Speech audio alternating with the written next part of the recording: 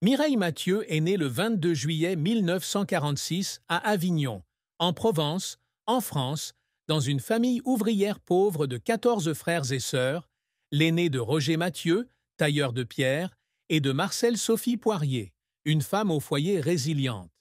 Ayant grandi dans la pauvreté, Mireille a montré très tôt un talent musical en chantant dans la chorale de l'église locale à l'âge de 4 ans.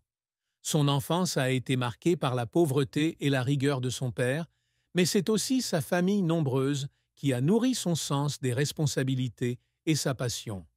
En 1965, à l'âge de 19 ans, elle fait parler d'elle en participant à l'émission de télévision Télédimanche au concours du jeu de la chance, avec son interprétation de La Môme, qui lui vaut le titre de successeur d'Édith Piaf.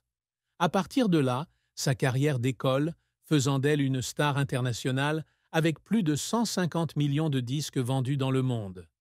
Mireille ne s'est jamais mariée ni n'a eu d'enfant, consacrant sa vie à la musique et à sa grande famille qui comprenait des frères et sœurs tels que Christiane et Monique Mathieu.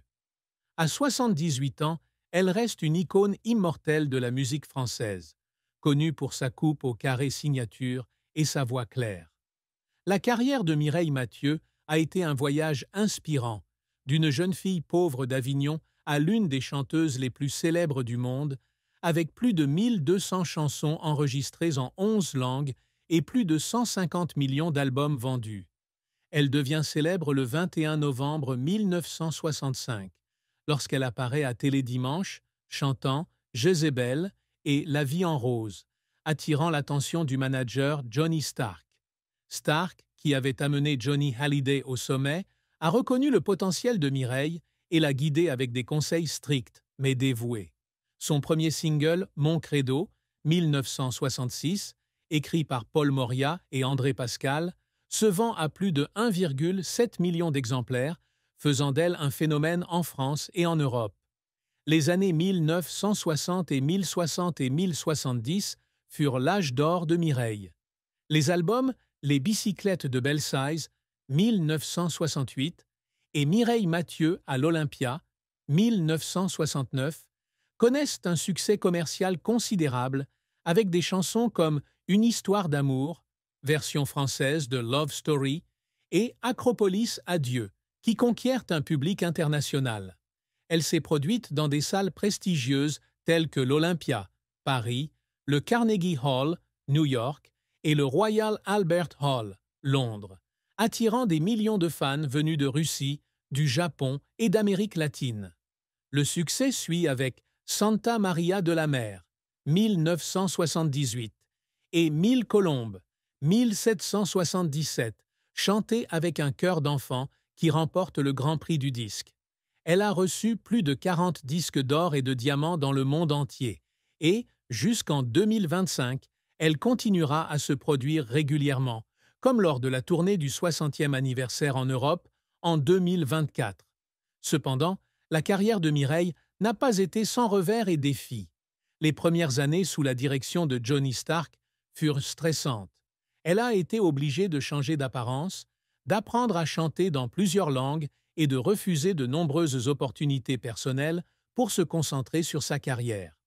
L'album chanté, 1984, n'a pas réussi à atteindre les attentes de vente, se vendant à seulement 150 000 exemplaires en raison de son style considéré comme dépassé par rapport à la nouvelle vague de musique pop. Elle n'a pas non plus réussi à conquérir pleinement le marché américain, où elle a été éclipsée par des stars comme Barbra Streisand, malgré un duo avec Frank Sinatra en 1975. Autre échec, elle a refusé le rôle principal dans La Môme, 2007, d'Édith Piaf, une décision qu'elle a regrettée dans Le Figaro en 2016. Je suis triste de ne pas avoir osé faire plus de cinéma. Les tentatives pour faire pleurer Mireille impliquent souvent le dévouement et la pression de Johnny Stark.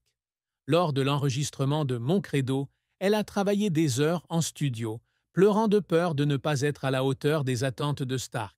Comme elle l'a confié à France Info en 2020, « J'ai pleuré parce que je pensais que je n'étais pas assez bien pour lui plaire. » Lors de sa première tournée en Russie, en 1967, elle attrape un gros rhume, mais se produit au Kremlin, puis pleure d'épuisement en coulisses, raconte sa sœur Monique à Paris Match en 2018.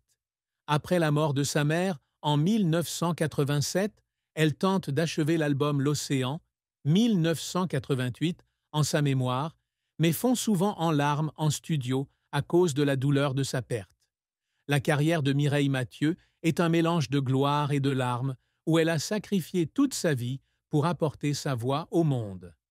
La plus grande tristesse dans la vie de Mireille Mathieu fut de ne jamais se marier ni avoir d'enfants, un choix enraciné dans un sacrifice personnel pour sa carrière et ses responsabilités envers sa grande famille. Née dans une famille pauvre avec 14 frères et sœurs, Mireille a assumé la responsabilité d'être l'aînée dès son plus jeune âge, travaillant dans une usine de papier dès l'âge de 13 ans pour subvenir aux besoins de ses parents. Lorsque sa carrière décolle en 1965, elle décide de consacrer tout son temps et son énergie à la musique, refusant toute opportunité de fonder une famille. « Je suis triste parce que je n'ai pas d'enfants », déclarait-elle dans Le Figaro en 2016. « J'aime les enfants, mais j'ai choisi une voie différente, celle du public et de ma famille élargie. Cette tristesse n'est pas seulement une perte personnelle, mais aussi un vide permanent dans son cœur. La tristesse s'est intensifiée lorsqu'elle a repensé à ses occasions manquées d'amour. Elle a eu une relation amoureuse avec un homme anonyme dans les années 1970, mais a refusé la proposition parce qu'elle ne voulait pas nuire à la carrière que Johnny Stark et sa famille espéraient. Sur France Info, en 2020, elle s'étranglait. « J'étais amoureuse, mais je ne pouvais pas laisser l'amour m'arrêter. J'ai beaucoup pleuré quand j'ai dit non. » La mort de son père Roger en 1985 et de sa mère Marcelle en 1987 a également exacerbé sa solitude, car elle a perdu les personnes les plus étroitement associées à sa vie. « Je suis triste de n'avoir personne avec qui partager ma vieillesse, mais je me console en me disant que la musique est ma famille », confiait-elle à Paris Match en 2018. Un autre aspect est la pression de l'image publique et les comparaisons constantes avec Édith Piaf. Elle a déclaré au Monde en 2021 « Je suis triste quand les gens pensent que je ne suis qu'une copie de Piaf. Je veux être moi-même. » Cependant, la plus grande tristesse reste le compromis entre l'amour personnel et la carrière. Une décision qui lui a laissé de longues nuits de solitude, malgré le fait qu'elle était aimée par des millions de personnes. Mireille Mathieu ne s'est jamais mariée, un choix qui a apporté à sa vie à la fois liberté et profonde tristesse. Elle a révélé à France Info en 2020 qu'elle avait été amoureuse à plusieurs reprises, mais qu'aucun d'entre eux n'était devenu mari, car elle ne voulait pas échanger sa carrière et ses responsabilités familiales pour construire son propre foyer. L'une de ses relations les plus marquantes a eu lieu dans les années 1970 avec un homme d'affaires français qui lui a fait sa demande en mariage après 2 ans de relation. Cependant, sous la pression de Johnny Stark, un manager qui la considérait comme la chérie de sa carrière, et voulant soutenir financièrement ses frères et sœurs, elle a refusé. « J'étais triste de devoir lui dire non », confiait-elle au Figaro en 2016. « Je pleurais tous les soirs, mais je savais que je ne pouvais pas chanter et être une épouse en même temps. Cette tristesse n'est pas seulement la perte de l'amour, mais aussi un sentiment de solitude qui dure toute la vie. Je ne regrette pas de ne pas m'être mariée, mais je suis triste de n'avoir personne à mes côtés quand les projecteurs s'éteignent », a-t-elle déclaré à Paris Match en 2018. Cependant, Mireille insiste sur le fait qu'elle trouve l'amour dans la musique et le public, les considérant comme sa grande famille.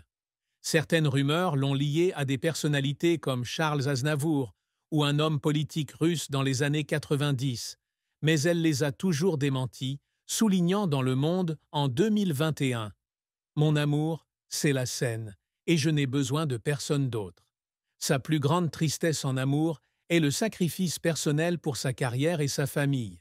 Elle n'a pas d'enfant, ce dont elle parle souvent avec regret.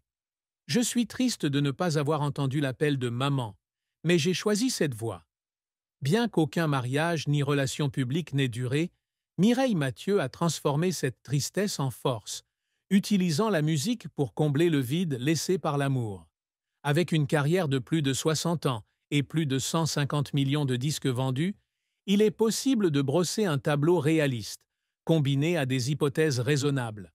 Selon une estimation non officielle de Celebrity Net Worth en 2020, sa valeur nette est d'environ 20 à 30 millions de dollars et pourrait atteindre 35 à 50 millions de dollars d'ici 2025 grâce aux droits d'auteur sur la musique, aux performances et aux investissements immobiliers.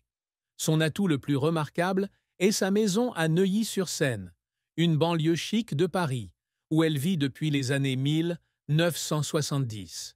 La maison, une villa de style français avec une roseraie et un mobilier classique, est estimée entre 5 et 7 millions de dollars, reflétant son style élégant.